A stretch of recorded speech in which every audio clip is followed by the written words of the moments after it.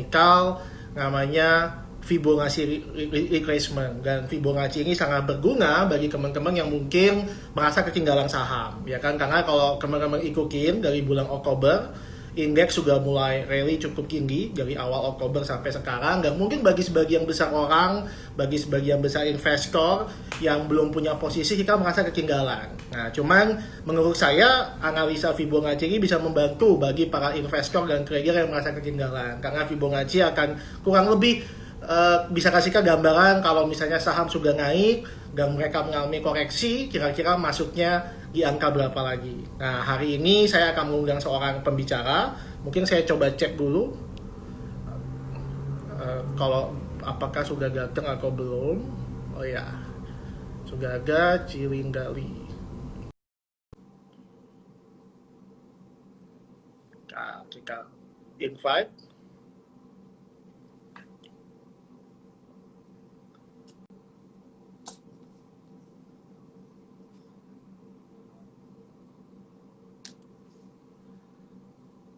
Kaki bagi yang ada pertanyaan bisa tolong jawab, bisa tolong tulis di question box ya. Ini saya masih mencoba untuk menginvite si Pindali untuk bergabung. Statusnya masih waiting.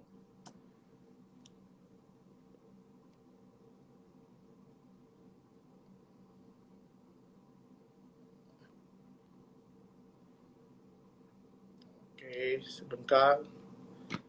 Saya coba cancel, saya ulang. Saya ulang lagi ya. Barusan agak kendala. Oke. Send request. Ya, tuh Cilindali sudah join. Halo, selamat malam Cilinda. Apa kabar? Baik, halo Jason. Ya, makasih ya sudah mau join ke acara Trader Talk Sukor Sekuritas. Nah, kebetulan hari ini kita undang Cilinda nih, Ci, karena menurut kami Fibonacci itu bisa berguna bagi para investor yang merasa ketinggalan. Karena kan kalau kita lihat grafik IHSG dari awal Oktober sampai sekarang kan grafiknya kan naik, ya kan? Ya. Dan ada sebagian mungkin yang merasa takut akan resesi, takut US election, mereka nggak ada posisi sama sekali. Jadi mereka kayak merasa ketinggalan. Dan mungkin mereka merasa galau, lihat teman-temannya pada punya saham, pada cuan. Dan menurut saya analisa Fibonacci nanti mungkin bisa membantu kalau misalnya sudah naik, dan tiba-tiba sahamnya turun. Nah, itu mungkin kan bisa dikasih gambaran kira-kira masuknya lagi berapa. Nah, tapi sebelum kita ngomong Fibonacci dan membahas apakah Fibonacci itu berguna atau tidak, fakta atau mitos, mungkin saya mau memperkenalkan siapakah pembicara kita malam hari ini. Nah, Cilindali ini sebagai teman-teman tahu, profesinya adalah ibu rumah tangga sekaligus juga trader saham. Seperti kalian semua lah, cuan troopers, ya kan? Dan beliau juga adalah pemegang lisensi CFKE pertama wanita di Indonesia. Nah, jadi apa sih CFKE? CFKE itu semacam kayak kalau di analis saham kita punya namanya CSA atau CFA, tapi itu lebih ke analisa fundamental. Kalau CFKE atau CMK, kita ini adalah sebuah sertifikasi global yang diakui secara internasional untuk bidang analisa teknikal. Jadi unik ya, analisa teknikal ternyata bukan sebuah ilmu yang hanya dipelajari begitu saja, tapi ternyata ada kurikulumnya, ya kan?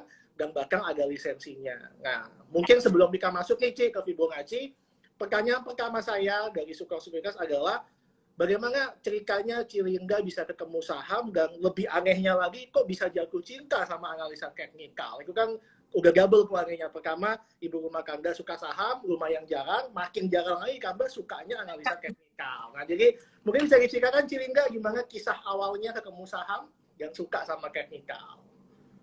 Oke, senang sekali teman-teman malam hari ini bisa ngobrol sama teman-teman dari Sukor Sekuritas.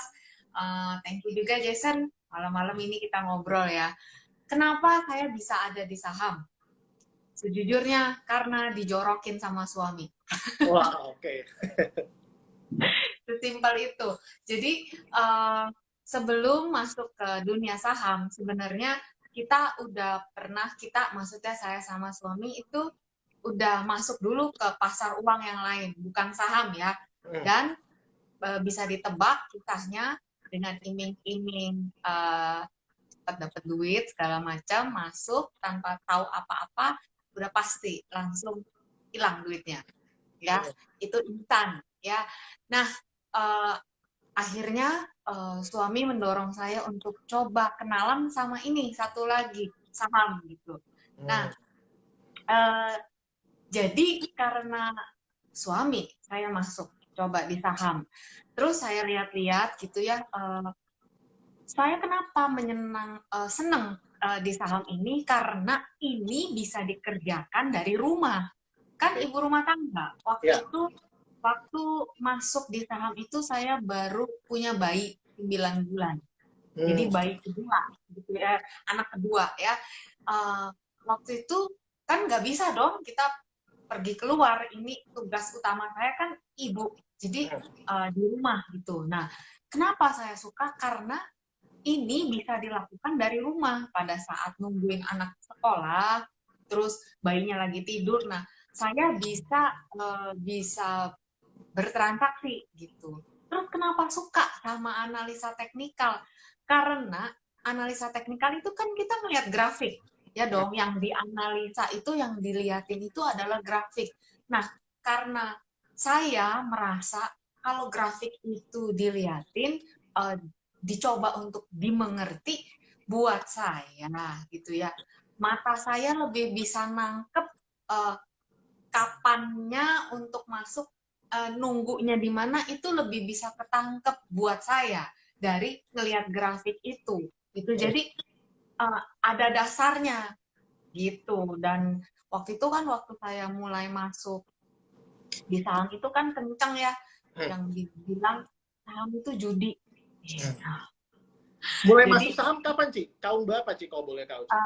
akhir 2009. Oh, jadi abis krisis keuangan tuh, pas lagi rally-rally Ya, itu kan maksudnya saya bersyukur juga masuknya kan pas lagi udah belok naik ya, gitu. Tapi kan yang namanya belok naik, kan setiap siklus ada pasti turun yang gedenya, ya kan? Kayak kemarin. Buat saya pemula, pas naiknya, wah enak. Tapi begitu di bawah koreksi, pusing kepala. Gitu kan? Ya kayaknya nggak bisa nih. Begini kayak nanti uangnya hilang lagi kayak waktu itu kan. Jadi saya pikir kayaknya harus belajar gitu. Nggak bisa begini, nggak bisa gagal kayak yang lalu. Nah itu saya mulai belajar analisa teknikal itu. Pelan-pelan belajar sampai ya akhirnya ketemu Fibonacci dan sampai saat ini. Kepalang tanggung sampai ambil CFTI. Wow, luar biasa. Itu tahun berapa tuh ambil CFTI-nya, Ci? CFTI itu habis bikin buku 4 buku pertama tahun 2015, itu langsung saya mulai proses untuk ambil CFTI. 2016 bulan Agustus saya ujian level 1. Wow. Langsung lulus. Wow. Langsung lulus. Terus udah gitu, jadi saya belajarnya hampir 8 bulan untuk level 1. Langsung lulus, kan langsung keluar hasilnya. Nah, malam itu langsung daftar, karena hari terakhir langsung daftar untuk level 2. Which is 2 bulan kemudian langsung ujian. Nah, itu bahannya lebih banyak gitu. Lebih banyak, lebih berat, dan ujiannya esai kan. Ya udah, waktu 2 bulan kemudian saya ujian, keluar dari ruangan ujian, saya udah tahu saya nggak lulus. Oke. Dan ternyata hasilnya memang nggak lulus atau lulus akhirnya? Nggak. Jadi kalau yang level pertama itu begitu kita klik submit, itu langsung di ruangan sebelah gitu. Jadi kan ujiannya ada ruangan khusus ya, kita bayar gitu ya. Itu langsung keluar hasilnya lulus apa enggak. Tapi kalau yang level 2 itu soalnya dikirim langsung dari IFTA ya, dikirim langsung dari IFTA, dibuka di depan kita. Begitu kita selesai, langsung yang jaga kasih lihat soal, dimasukin lagi ke dalam amplop FedEx, di seal, kita kirim lagi kembali ke IFTA. Jadi butuh waktu untuk mereka 1 bulan untuk periksa, untuk dinilai dalam setiap nomor, dinilai berapa, terus kamu salahnya di mana, 1 bulan baru dapat email. Saya udah tahu begitu keluar dari ruangan saya udah mau nangis. Tahu. Saya nggak lulus. Level 2 nggak lulus. Itu. Terus itu 2016 akhir. Dan itu saya patah hati. Gitu. Jadi sampai buka buku teknikal itu nggak kuat. Buka bukunya begini doang nih. Nggak kuat. Nggak kuat. Ngajar. Nggak kuat. Bahkan untuk nemenin nih ngasih tahu nggak kuat. Kalau ngomong di grup masih, tapi lemes gitu. Nah, akhirnya bulan April tahun 2017, saya maju lagi, ujian lagi level 2. Sendiri dari Indonesia, sendiri, cewek ujian sendiri. Ujiannya bisa di Jakarta atau mesti luar negeri, Ci, waktu itu? Ujiannya bisa di Jakarta, tapi bayar lebih. Jadi kita sewa, ada fee tambahan, kira-kira kalau dulu sih $100 atau $110, saya lupa. Jadi kalau mau ujiannya di luar negeri, pas kita ada di luar negeri, boleh kita daftar gitu. Nah, pas yang bulan April, saya ujian lagi, pas keluar ruangan, saya udah senyum-senyum. Kayaknya yang ini sih, ya lulus lumayan ya. Kayaknya lewat sih. Tapi ya, tunggu email dulu gitu. Ya udah pas keluar, itu ya lewat. Itu rasanya, nggak bisa berdiri, kakinya tuh lemas. Maksudnya, wah itu perjuangannya luar biasa. Gitu. Nah sekarang menarik, Cici, abis Cici ikut ujian CFKE level 1 dan level 2, sudah belajar berbagai macam indikator teknikal, apakah itu menguatkan keyakinan Cilingga terhadap Fibonacci secara spesifik, atau ternyata yang lebih bagus ya daripada Fibonacci, atau gimana setelah mempelajari semua kurikulum? Jadi ya, ketika kan kalau dulu saya belajar itu belajarnya ikut seminar, terus ikut sekolah saham ini itu ya, kan taunya begitu ya. Ikut gathering, kalau zaman dulu ada gathering ikut, ada apa ikut, pokoknya saya rajin belajar semua. Nah, sampai di satu titik saya kepengen tahu yang akademisnya itu kayak apa sih gitu. Jadi saya belajar tuh, itu kan bukunya, oh my god, bukunya pakai bahasa Inggris, Jason. Ini kan saya udah lama kuliah, selesai tahun 98, otak saya kan udah lama ya nggak dipakai buat hafal, jadi tuh kayak gosong gitu, sariawan otak saya buat belajar. Nah, ketika belajar untuk si FPI, di situ saya baru paham betapa gedenya dan luasnya analisa teknikal itu. Kalau kita baru tahu satu, itu ketika belajar buat CFD, oh my god, ternyata itu banyak sekali yang belum kita tahu. Jadi itu buat kita tuh lebih humble. Humble gitu. Maksudnya, oh my god, Fibonacci itu bagian dari situ. Dan ketika belajar yang lain, oh ternyata analisa teknikal itu kayak gini. Kayak saling melengkapi. Nah, butuh waktu untuk kita mengerti satu demi satu, lalu gather ini semua. Baru kita pakai, nih analisa ini nih untuk trading nih, kayak gitu. Jadi kalau baru ngerti satu, kadang-kadang kan, kok ini sama ini ngomongnya beda ya. Kadang-kadang dulu saya ngalamin gitu. Dipapalin semua ke chat. Kenapa yang satu bilang ke sini, yang satu bilang ke sini, yang satu bilang ke sini, ya kan jadi bingung sendiri gitu. Ternyata itu memang takes time untuk kita bisa gather ini semua. Seperti itu sih. Ya, jadi mungkin kalau dari bahasa yang mungkin saya bisa artikan, setiap analisa teknikal punya kelemahannya masing-masing, dan kelemahan itu bisa berkurang kalau kita gabungkan dengan analisa teknikal yang lainnya. Sehingga biasnya jadi lebih kecil gitu ya. Mungkin kalau bisa saya artikan seperti itu. Jadi analisa teknikal itu kan banyak ya. Dia diciptakan kayak gini, ibu jari diciptakan untuk di sini. Kalau yang ini untuk cincin. Jadi masing-masing itu punya fungsinya gitu. Mungkin dulu kita merasa, ini tuh nggak guna. Bukan karena nggak guna, tapi karena kita belum mengerti cara pakai dia, belum katam gitu ya. Mungkin juga kayak salah satunya kita ngomong Fibonacci lah ya. Orang kalau belum memahami banget, orang akan bingung. Itu alat apaan sih? Gue nggak ngerti deh dia ngomong apaan. Itu untuk apa? Saya juga dulu gitu. Tapi ketika kita willing untuk belajar satu ini abis-abisan, kita akan tahu banget ini mau dipakai mau kemana aja dibolak-balik seperti apapun, kita jadi ngerti gitu. Jadi memang kita harus paham dulu. Kalau kita nggak paham, kan juga jadinya bingung sendiri gitu kan, harus katam belajarnya.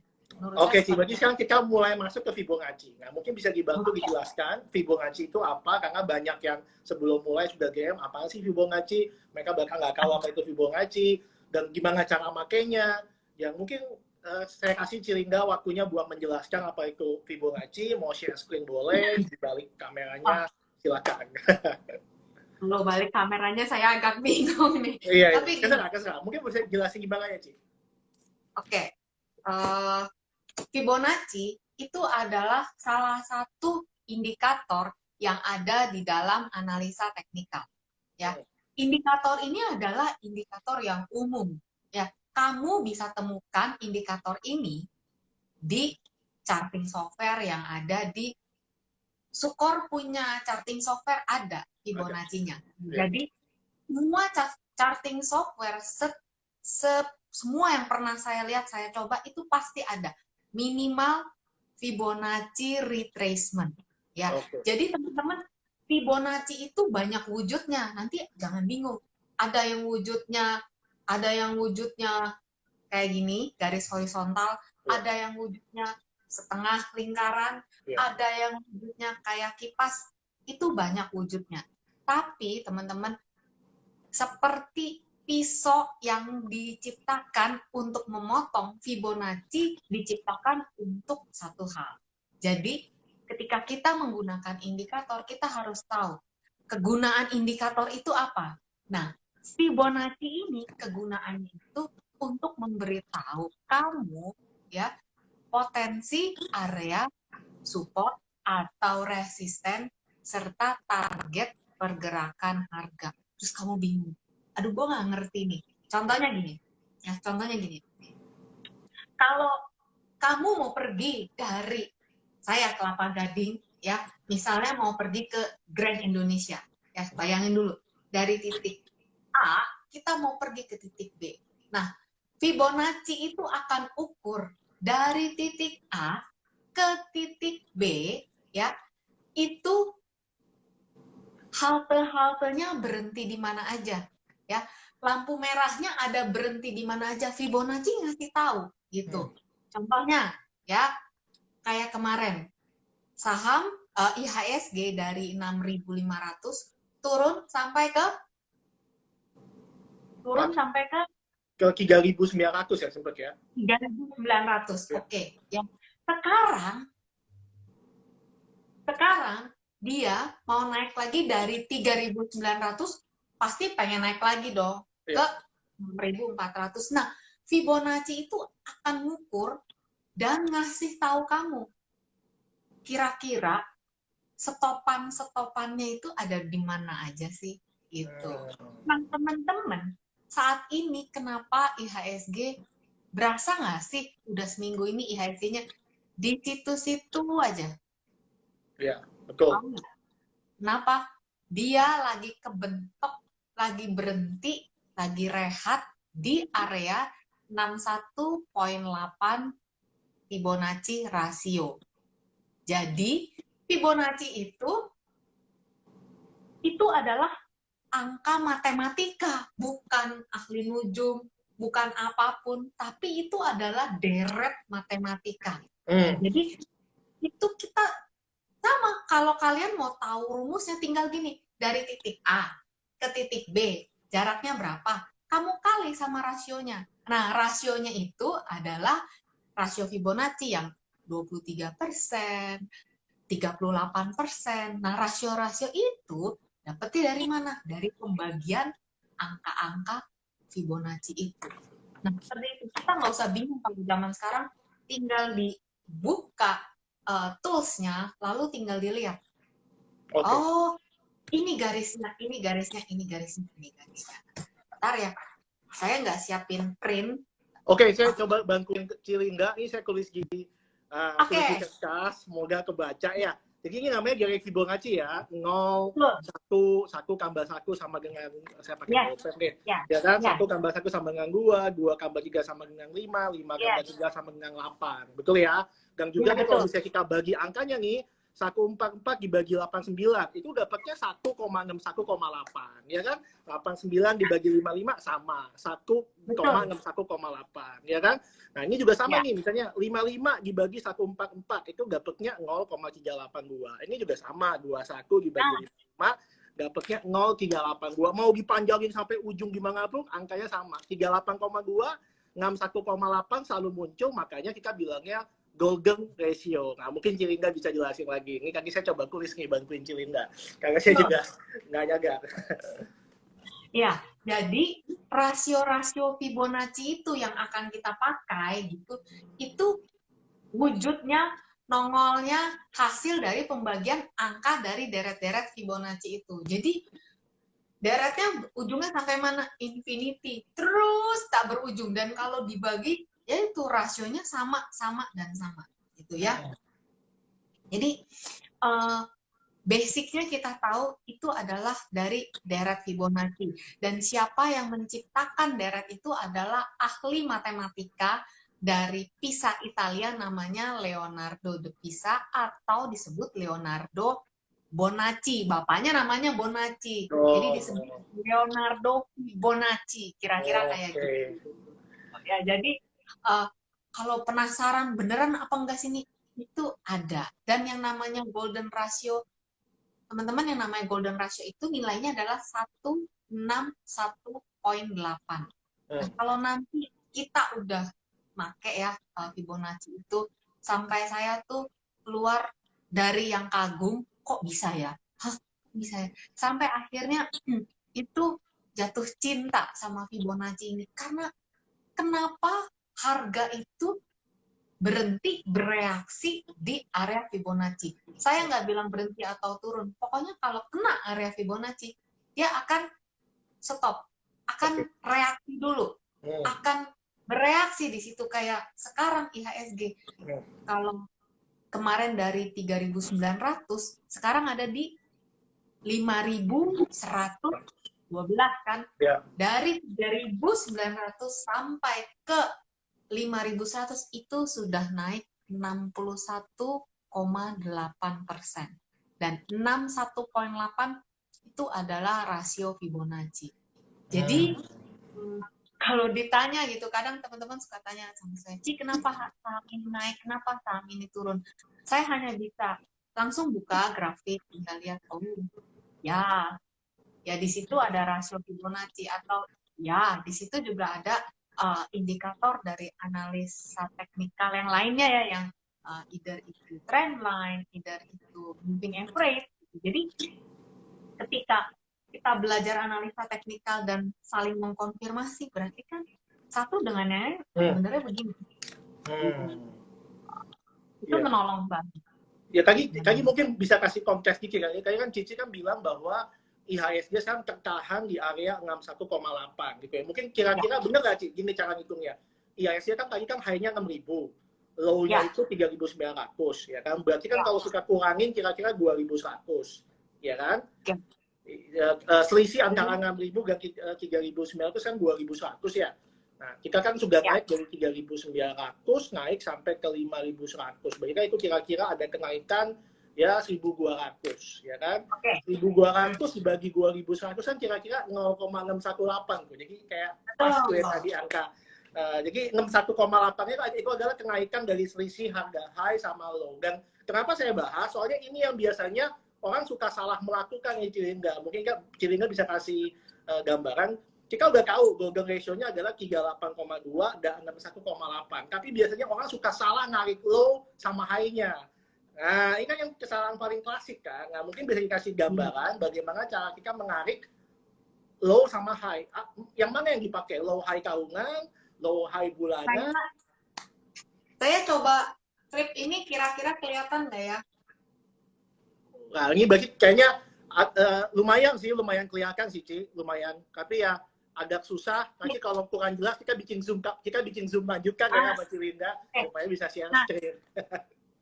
Oh iya, jadi saya tadi udah siapin beberapa chart ya untuk jadi contoh. Itu udah saya taruh di Telegram channel. Jadi saya udah kasih hashtag sahamnya apa, terus saya kasih hashtag IG Live. Jadi itu adalah contoh-contoh pengukuran Fibonacci yang yaitu sampai di situ dia bereaksi gitu. Jadi gini, teman-teman, kalau teman-teman mau menggunakan Fibonacci, teman-teman harus tahu dulu area yang mau diukur di mana, ya. Kayak kita contoh paling gampang kita ngomong IHSG aja, ya. IHSG jatuh, saya kembali buka chart ya. Nih, IHSG itu jatuh dari 6.400 sampai di 3.900. Nah, kita tahu, oh, tertingginya di 6.400. Ya, satu. Terendahnya di 3.900. Nah, pakai titik itu untuk mengukur. Terus, titik, kamu kan nanya tadi, cara nariknya gimana ya, kan suka terbalik. Gitu ya. Nah, jadi kalau misalnya kita mengukur, dia udah naik berapa persen, ya dong, dari level paling bawahnya, berarti letakkan 0%-nya di bawah. Oke. Gitu. Dari bawah ke atas jadi ya. Betul. Habis kalau misalnya saya bilang dari kiri ke kanan, dari bawah ke atas, nanti kamu bingung karena kalau charting software-nya beda, nariknya juga beda. Gitu. Ya. Nah, ini saya coba tarik nih ya. Dari 3.900 sampai 6.300, IHSG itu kemarin di 28 Agustus, dia itu sudah nyentuh 61,8. Nah, biasa kalau nyentuh, itu biasanya dia mundur dulu, retrace dulu, ambil napas dulu. Trader juga take profit dulu biasanya, ya kan? Itu yang bikin saham-saham turun. Nah, sekarang saya mau ukur nih. Mau ukur kemarin ini kan kita sempat ya turun ke 4.754. Bener? Ya, turun. Terus naik lagi sampai ke 5.100-an. Terus turun lagi, ya kan? Nah, terus naik lagi ke area 5.100-an dan sekarang sideways di situ. Nah, kita ukur. Oke, kalau ngukurnya sampai ke 6.300, 6.400 yang bulan awal tahun kemarin, IHSG udah berada di area 61,8-nya. Gimana kalau misalnya kita mau ngukur lebih dekat lagi? Kan misalnya, Ci, saya tradingnya tuh nggak segitu jauh.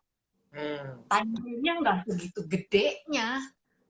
Ya dong, ada kan yang tradingnya cuman sebentar gitu ya, cuman paling harian atau mingguan. Kita bisa ukur, asal itu kamu tahu, kamu mau ukur dia tuh resistennya sampai kemana. Kayak gitu, kayak kita ingat IHSG 6.400. Kayak kita ingat kemarin IHSG tuh udah naik sampai 5.400, ingat nggak? Naik terus, nggak ada berhentinya. Naik sampai 5.400 terus turun, jebret sampai 47. Nah, nanti kamu ingat, oke, kalau gitu saya mau ukur deh. Dari yang 5.400 sampai 47. Boleh nggak diukur? Boleh. Ukurlah. Yang penting kamu tahu, kamu dari mana, kamu mau kemana. Gitu. Naiknya dari mana ya? Kamu titik nolnya di mana? Kayak kita mau pergi Grab, dijemputnya di mana? Di sini. Mau perginya ke situ. Oke, berarti lampu merah pertama berhenti. Lampu merah kedua berhenti. Lampu merah ketiga berhenti. Pas lampu merah jualan. Pas berhenti mundur lagi. Temu lampu merah jualan lagi. Gitu kan? Betul. Nah, bagi kan sekarang gini ya, kita kan sudah naik di 3.900, mentok di 61,8, tertahan 5 hari, 6 hari di sana. Bagi kan kalau secara Fibonacci, langkah yang kita ambil adalah kita mulai profit taking. Kalau secara Fibonacci, apakah seperti itu atau bukan, Ci? Salah satu yang kita bisa lakukan. Oke, pakai Fibonacci itu kalau saya ya, Fibonacci itu nggak stand alone. Jadi Fibonacci itu punya teman. Jadi temen terbaiknya dia itu adalah candlestick. Gitu. Jadi waktu saya nggak bisa bilang, kamu nanti jualnya di area gini. Kalau kamu sama saya narik titiknya beda, nanti jatuh. Rasionya kan juga beda. Mungkin di saya jualnya di 61, tapi di kamu enggak kok. Gue masih di 50, kan beda gitu. Jadi ya nggak bilang begitu. Walaupun saya tahu rasio-rasio mana nih yang paling kuat gitu ya, paling bandel nih. Pasti deh kalau sampai sini ini pasti harga reaksi dulu. Nah, saya akan bilang ketika harga sampai di level-level Fibonacci, ya udah perhatikan bentuk candlestick yang ada di situ. Jadi mau nggak mau belajar Fibonacci itu harus belajar juga analisa teknikal yang lain. Yang pertama ya candlestick. Habis itu ya yang lain-lain yang dasar analisa teknikalnya itu bagus banget untuk menguatkan kita gitu, menguatkan analisa, jadi spionnya banyak seperti itu. Oke, nah kalau dalam konteks sekarang Ci, Fibonacci tertahan, bagaimana dengan candlestick-nya sekarang? Apakah ini ada indikasi reversal atau malahan belum ada indikasi? Oke, jadi kalau kita bicara soal candlestick, ini waktu kemarin dari 5.400 turun sampai ke 4.700 ya. Di situ candlestick-nya membentuk pola bullish piercing. Bullish piercing itu adalah sinyal bullish reversal. Ya, sinyal bullish reversal. Sinyal bullish reversal yang terbentuk di 11 September ini baru terkonfirmasi kalau harga berada di atas 5084. Ya, inget ya, 5084. Pegang satu angka itu. Nah, mingguan kemarin ini, itu IHSG geraknya di range itu. Satu, ya. Dia itu, kalau nanti ini gambar yang ini saya share nanti di grup saya atau nanti di IG story. 1, 2, 3, 4, 5, 6. 1, 2, 3, 4, 5, 6, 7. Ya, jadi udah seminggu lebih IHSG itu di area itu perangnya gitu. Ketika di tanggal 15 Oktober kemarin itu kan keluar satu candle merah 1,37% merah kan. Itu tidak bentuk pola apa-apa, tapi dia di situ candlenya merah aja, pokoknya besar dan merah. Nah, di situ levelnya adalah 5105. 5105. Tadi sebelumnya 5085. Nah, IHSG ini lagi perang di situ. 5105, 5085. Kalau IHSG mau naik, confirm naik, itu harus berada di atas 2 level itu. Gitu. Jadi kayak apa ya? Mungkin apa? Market lagi mungkin mau liburan panjang atau lagi sedang menunggu apa gitu. Saya lihat ini lagi nunggu tarik-tarikan gitu.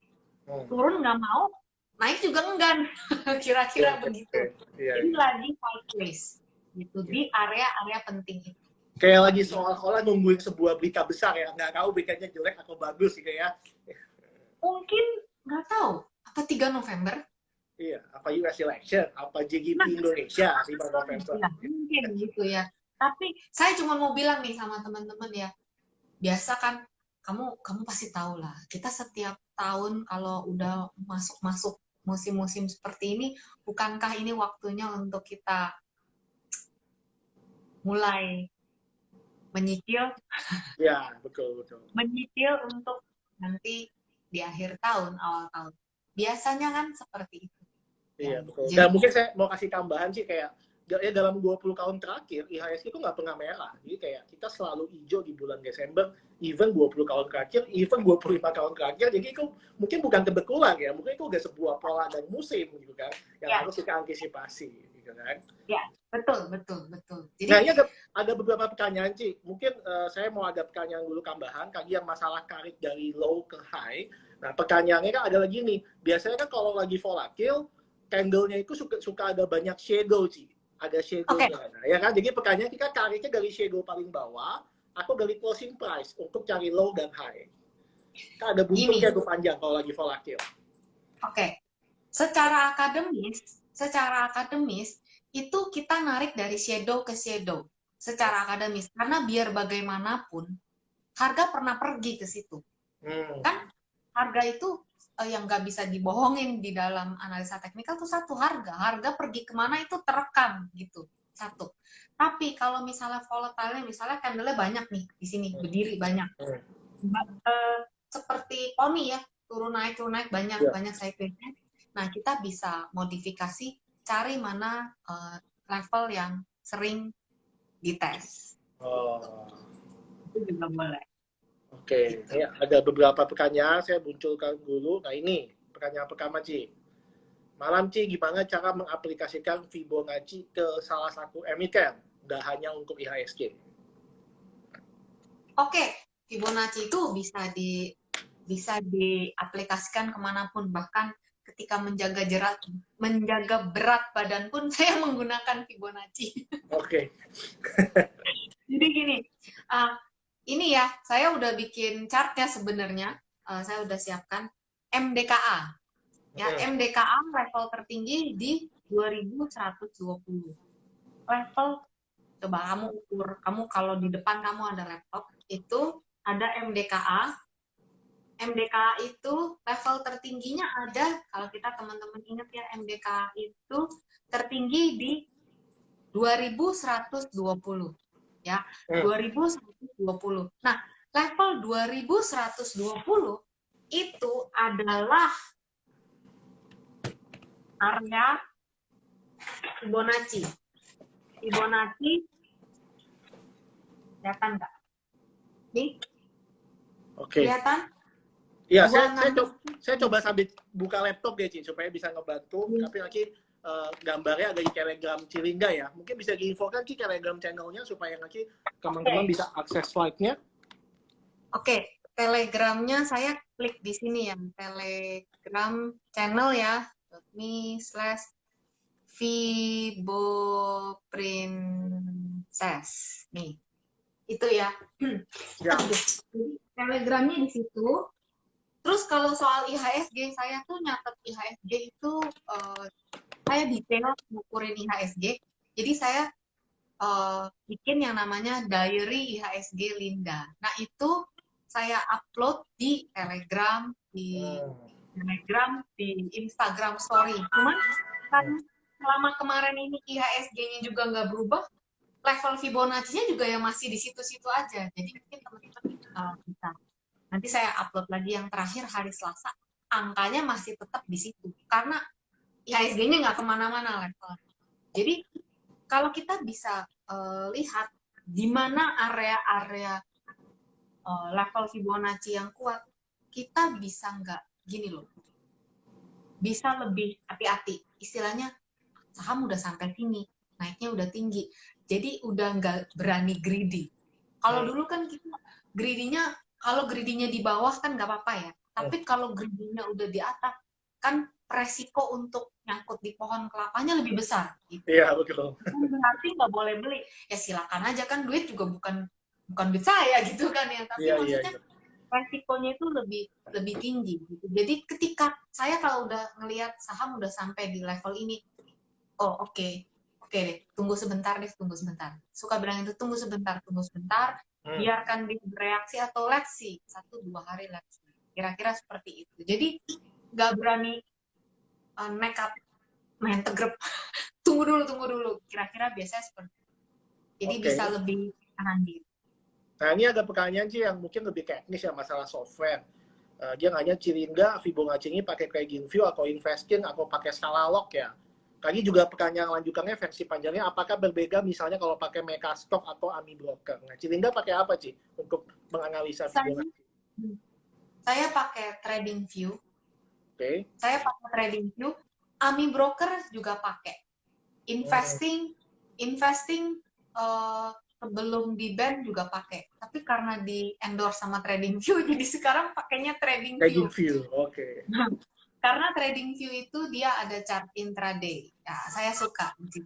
Nah, teman-teman, mau pakai apapun, mau pakai logaritmik atau apapun, itu doesn't matter. Lock itu hanya akan berpengaruh pada tampilan chart. Tapi hasil pengukurannya itu sama. Oke. Nah, jadi mau pakai AMI Broker, mau pakai Metastock, mau pakai apapun, mau pakai aplikasi Fibonacci yang ada di Android ataupun yang kita masukin angka, itu jatuhnya sama. Kenapa? Karena rumusnya sama. Rumusnya sama gitu. Jadi rumusnya adalah titik tertinggi sama titik terendah, jaraknya diukur berapa, dikali sama rasionya, dapat itu dia. Jadi kalau misalnya kita lagi nggak bawa chart gitu ya, kita mau tahu, oh titik tertinggi misalnya 10.000, titik terendah 5.000, berarti kan jaraknya 5.000. 50%-nya berapa? Berarti kan 2.500. Ya. Kalau misalkan harga ada di 7.500, berarti harga sudah naik 50%. Nah, tinggal kayak gitu. Jadi charting software-nya apapun, hasilnya tetap sama. Gitu. Cuman berarti logarithmic cuma bikin pengampilan chartnya lebih halus aja gitu ya, supaya nggak lebih smooth aja ya. Iya, itu tampilannya aja. Oke, ini ada pertanyaan sih dari banyak netizen tentang sebuah saham yang katanya sahamnya orang paling sabar di Indonesia, namanya saham Telkom, ya kan?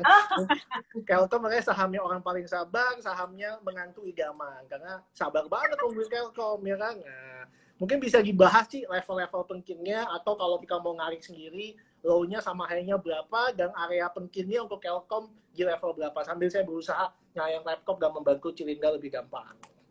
Oke nih, jadi Telkom ya teman-teman, ini juga di grup Fibo Princess juga ada yang dia bilang piaraan saya Telkom, sampai dia bilang Telkom itu piaraan, udah macam kayak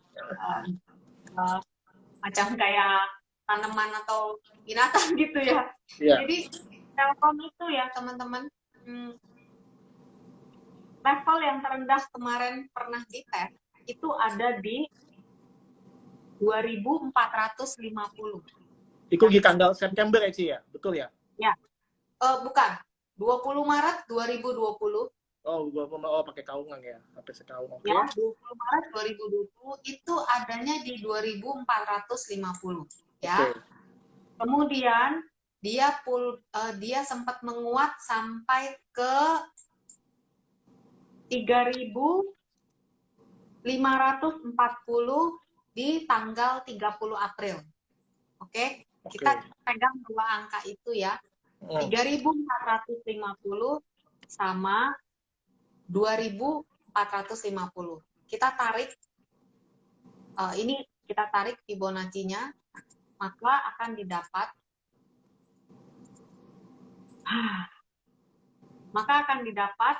areanya sekarang itu dia sedang berada di area 78.6%, yaitu di 2.680. Oke. Nah, di Telkom ini kalau kita lihat memang trennya kan lagi turun ya.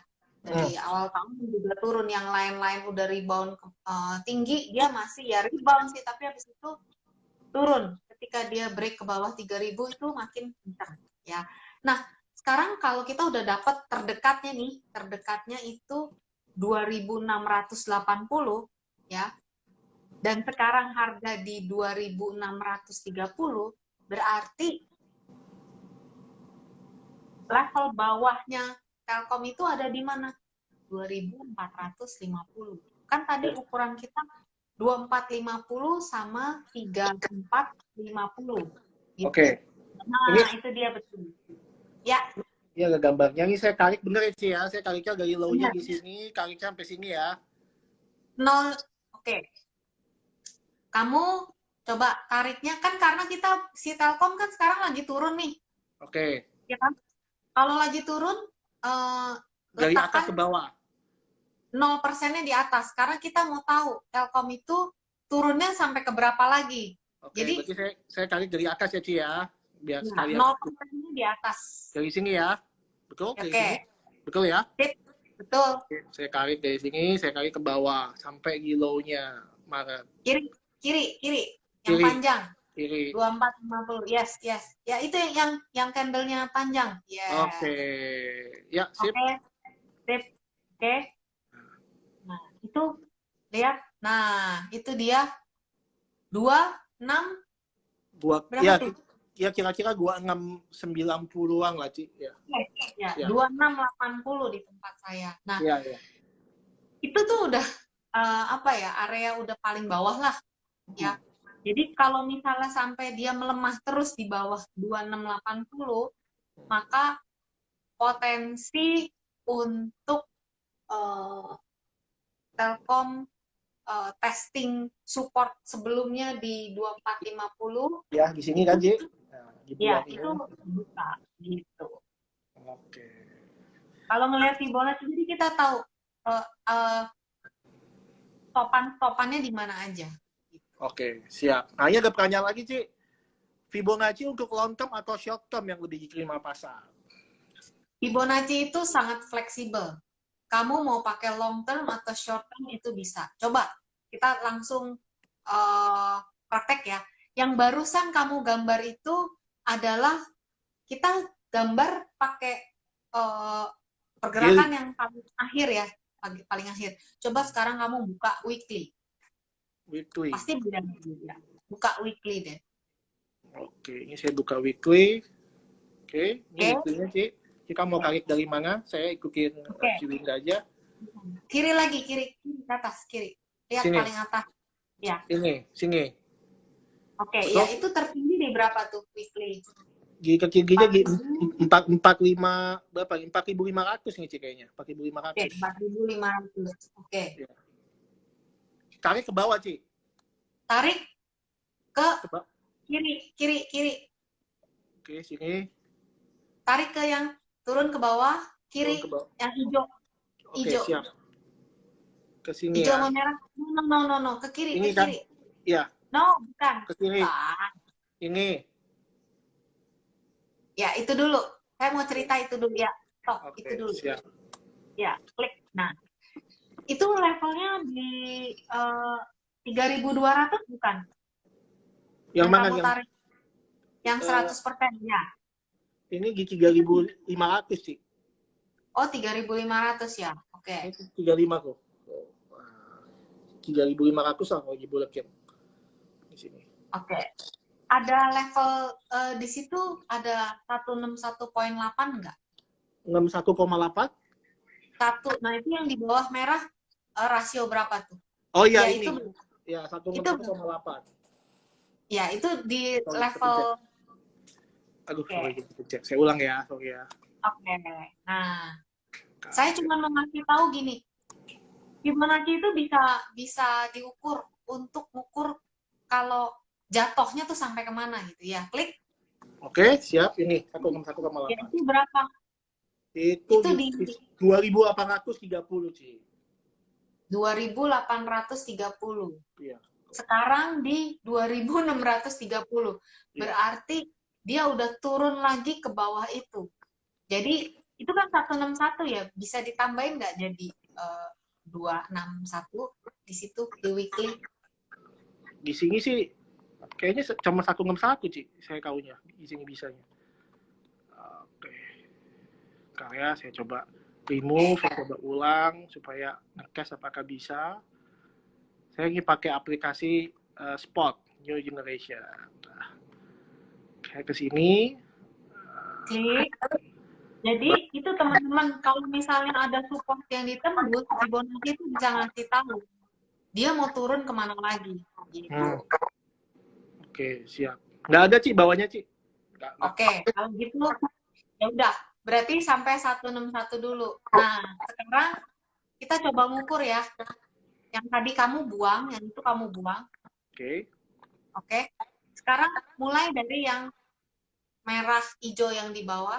Ini. Yang sini. Ya. Ya, di situ nolnya di situ, tarik ke atas. Tarik ke 4.400. Oke, gampang. Saya munculin dulu. Tariknya ke atas, dari sini ya. Ya, tarik ke Terus ke atas paling tinggi. No, 4.400. 4.400 yang sini, Gong. Yes. Klik. Oke. Klik. Oke. Nah, teman-teman bisa lihat, kamu belum. Itunya kamu belum. Jadi waktu ada rebound, kamu bisa lihat reboundnya kira-kira sampai kemana. Lihat itu candle yang, bentar ya, candle yang merah tanggal 27 April. Lihat.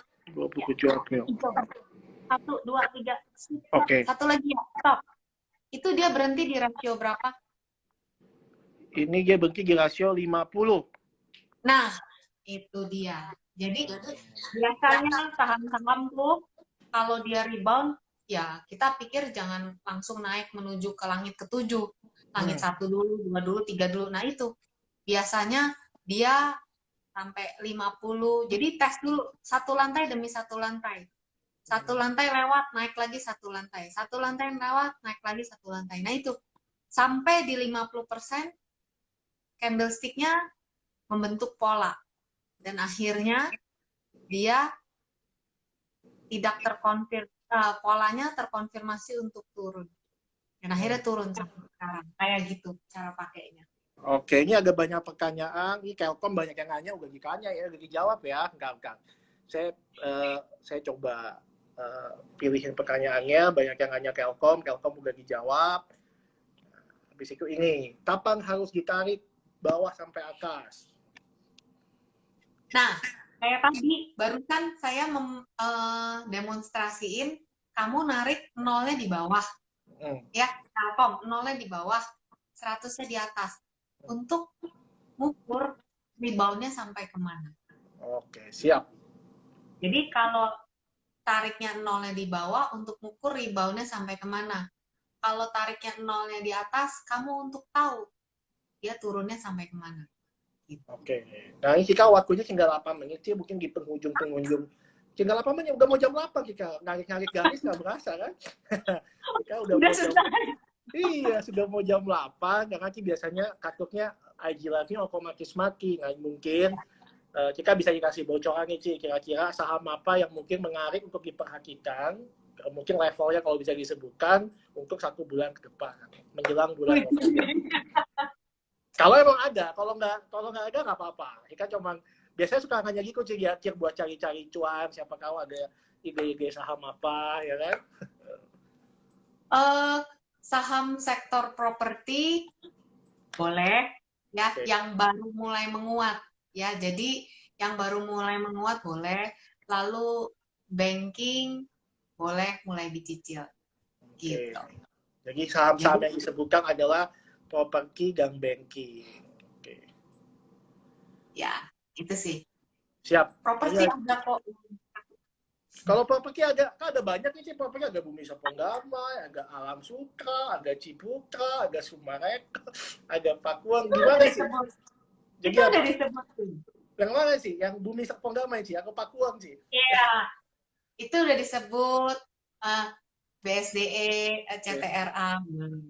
Kalau BSDE saya sama-sama suka nih, Cing, saham favoritnya saya juga, Bumi Seponggamai. Ya, itu udah disebut makanya. Itu boleh. Jadi kalau sebut merek, aduh, suka nggak enak sih kalau nyebut merek. Ya, jadi itu oke. Yang 2 tadi disebut sama kamu itu udah oke. Banking yang BSD boleh dikasih kaki nggak, Ci? Case kaki, bagaimana cara menarik Fibonacci di Bumi Seponggamai? Boleh saya tinggalin? Nah, ini kan nih, saya cek dulu nih grafiknya, weekly atau daily. Cici mau weekly atau daily, Ci? Buat closing kita. Itu kan ngebukanya cuma segitu, ya udah kamu tarik aja 0%-nya di paling bawah. Tuh, ya, di level 580, 100%-nya di 890. Oke, siap. Saya tarik dulu bentar. Dari sini ya. Dari sini ya. Oke, nolnya di bawah. Tarik kan sampai? Kita salah. Nolnya bukan yang itu. Yang sebelah kanan, yang merah. yang Ini. Mei. Mei 11 ya? Ya. Dari Mei Oke. 11 saya tarik sampai ke Kiri, ijonya yang kiri. Yes, itu. sampai Itu. shadow. Yes, betul. Oke. Sip. Oke. Ya. Nah, udah. Itu adalah sekarang udah sampai di area itu ya 895. 895 lolos, dia akan lanjut ke berapa tuh kamu ukur yang atasnya? Yaitu berapa? 1100, Ci. Jauh, Ci. Itu rasionya 127 atau 161,8 kok. oh, buka 127. Ada satu rasio lagi yang kecilan dikit. Kayaknya di sini nggak ada, Ci. Soalnya ini langsung otomatis keluar. Saya pakai ini. Nih. Fibonacci retracement. Habis itu kita tarik dari bawah. Oke. Saya tarik ke atas. Munculnya hanya ini, Ci. 161,8 sama 261,8. Mungkin 127 bisa disebutkan aja, Ci. Untuk kita. 1000 ya? Wah. 1000. 1000. Jadi, ya kalau misalnya ada retrace dikit, ya berarti kamu dikasih kesempatan buat masuk, kira-kira begitu. Oke. Selama masih bertahan di atas 840, ya tergantung resiko sih. Kalau saya sih untuk dia masih di atas 760 masih cakep. Tapi kan beda napas tradingnya, time frame tradingnya. Kalau terdekatnya masih di atas 800-an itu masih oke sih. Gitu. Oke, wah ini makin banyak yang nanya, Ci. Udah mau selesai malah makin banyak pertanyaannya. Saya kasih satu nih, Ci. Terakhir ada pertanyaan. Kalau rokok, Ci, nah mungkin bisa kasih gambaran aja kayaknya nggak usah pakai sertifikat, Ci. GGRM ya? Iya, boleh. HMSP, gudang garam. Oke, GGRM itu sedang menghampiri level support yang kemarin terbentuk di September, ya. Yaitu di area 39.700, ya. Di situ areanya.